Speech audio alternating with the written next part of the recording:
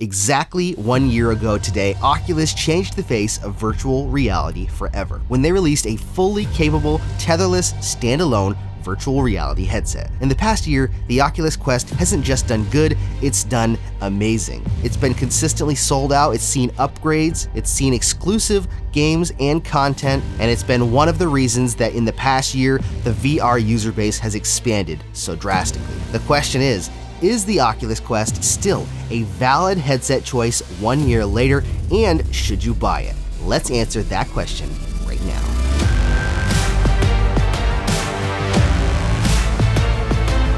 The past year has been quite the ride when it comes to the Oculus Quest. Releasing on May 21st of last year, this headset took off immediately, selling out and consistently selling out or being sold out almost the entire past year. It's been a headset that's been hard to get your hands on, and there's a good reason why. The Oculus Quest was the first headset to offer 6 degrees of freedom, full immersive virtual reality gameplay, and full 3D gaming worlds, all in a standalone package. And pretty much since release, we've seen games released and new content added. And now 1 year later, with over 150 titles and applications in the Quest store, it's been one heck of a busy year. From PC VR and Go titles ported over to the Quest to brand new exclusive titles, the Quest has seen a plethora of different genres, games, and overall awesome content. The Quest has to be one of the most covered technology, or at least virtual reality, topics on the internet, as everyone at one point in time has been talking about the Quest. From Linus to Tested, it's been covered in so many different areas that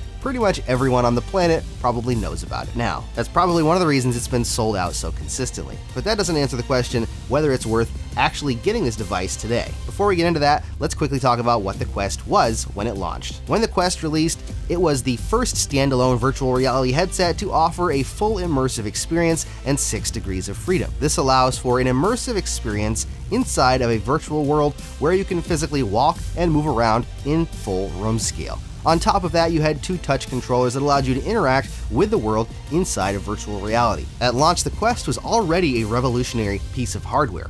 But what has happened over the past year? Has it kind of died off, or has it expanded and gotten better? Well, I can tell you right now that the headset that we have today is not the same headset that we got exactly 1 year ago. In fact, if you looked at the abilities of the two, you wouldn't even think they were the same device, aside from the fact that they look the same. Let's talk about the changes that have happened over the past year for the Oculus Quest. First of all, we've seen support for the Vulkan engine, which has allowed developers to increase the visual fidelity and what they can do for the graphics on the headset. Yes, it's true that the Quest is underpowered in comparison to PC VR, but developers are still learning and doing a great job at figuring out how to optimize games to fit on the Quest headset. And that means games like The Walking Dead, Saints and Sinners are making their jump to the Quest later on this year. Having talked with many developers myself, a lot of them are very excited for the potential of the Quest. It is more difficult to create content for, but they're excited for the audience that they get and for the freedom that this headset brings. In fact, numerous people have told me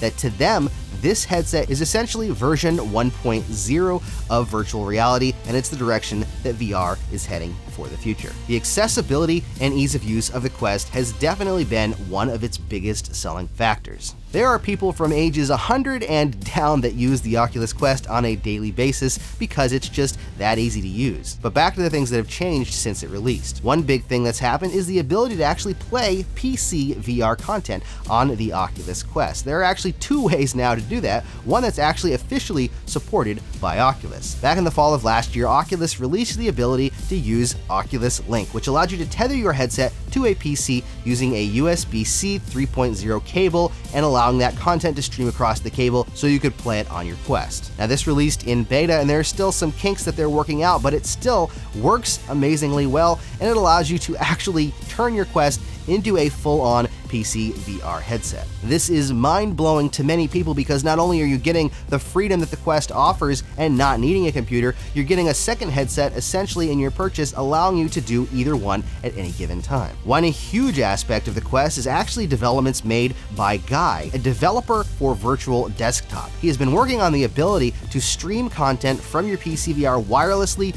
to your Quest since launch. Not only did he create an application that allows you to connect to your PC to be able to access the files on your PC, he's also created the ability to be able to play PC VR content wirelessly on your Quest. Now this unlocks a whole new meaning to wireless gaming. Playing games like Half-Life Alyx and Boneworks wirelessly on the Oculus Quest is so freeing and just absolutely mind-blowing. But the ability to play PC VR games isn't the only change that's happened to the Oculus Quest. At its core, the Quest is a standalone and mobile VR headset, and that's why many people have bought it. In that light, even though PC VR is great, it might not be great for everyone. From adding brand new home locations, creating a brand new user interface, and even adding support for mixed reality recording. One of the biggest changes, though, to the Oculus Quest was the launch of hand tracking. The Oculus Quest uses its inside-out cameras to allow you to use your physical hands instead of using controllers to access content and play games on the Oculus Quest. Now that feature has been in beta for the past several months, but this month we see an official release of the ability, along with several games that are going to be utilizing the hand tracking function. There's even been other updates like the Pass-Through Plus mode, where you can tap on the side of your headset and access the pass-through cameras, allowing you to look around your location. And updates to the pass-through cameras, allowing for a better picture and a more proper looking image. Another giant addition to the Oculus Quest this year has been SideQuest. SideQuest is a platform designed for applications and games that are not officially on the Oculus Quest. There are a ton of amazing applications and games on this platform that really open up an entire new world outside of the structure of the Oculus Store. There are games like Crisis, Brigade, Pavlov is available for side loading, Hyperdash is amazing, and a ton of other awesome games and experiences, with more being released all the time. SideQuest has become that platform for developers to test out ideas, release early builds, and even put out demos of games that are on the Oculus Store. It's gotten to the point where the Quest essentially has two separate stores, one official and one SideQuest store, and to me that just makes it even more worthwhile. On top of all of the other updates, there's been other updates like social updates, allowing for more social interaction, the ability to share more content from your Quest to your Facebook. We've seen the adding of achievements and scoreboards. So needless to say, there has been a lot of additions to the Oculus Quest system and platform over the past year. Over the past year, we've seen several updates and changes to the Quest that have changed it from a simple standalone virtual reality headset to what some consider the ultimate hybrid right now of a standalone headset slash PC VR headset with the option for hand tracking and a ton of other awesome features and games and experiences. Now that's where we've come from, but where are we going? And is it worth jumping in now when the Quest is a year old? In my opinion, absolutely yes, because the future of the Quest is not done, and there are a ton of options still coming. From Facebook Horizon, which is a brand new social platform launching sometime this year, to games like The Walking Dead Saints and Sinners, and even a game inside of the Boneworks universe, and some titles I'm not allowed to talk about that are absolutely amazing. There is a lot to the Quest and the future of the Quest, so just because it's a year old, don't discount it and think that it's old technology.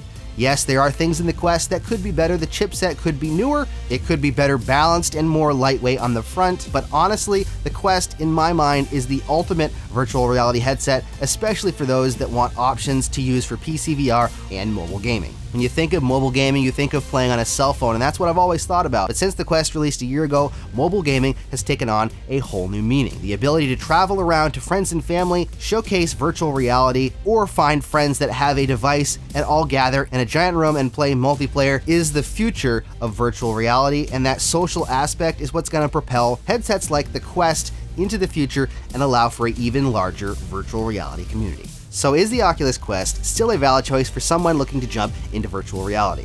I say a resounding yes, 100%. In my opinion, the Oculus Quest is the future of virtual reality. Maybe not this iteration, but the future nonetheless. I hope that helped you decide whether you want to jump into the Oculus Quest platform or not. I personally love this platform and I use it every single day. Thank you so much for watching. Don't forget to hit that subscribe button and the bell icon. Please excuse me as I jump into some virtual reality.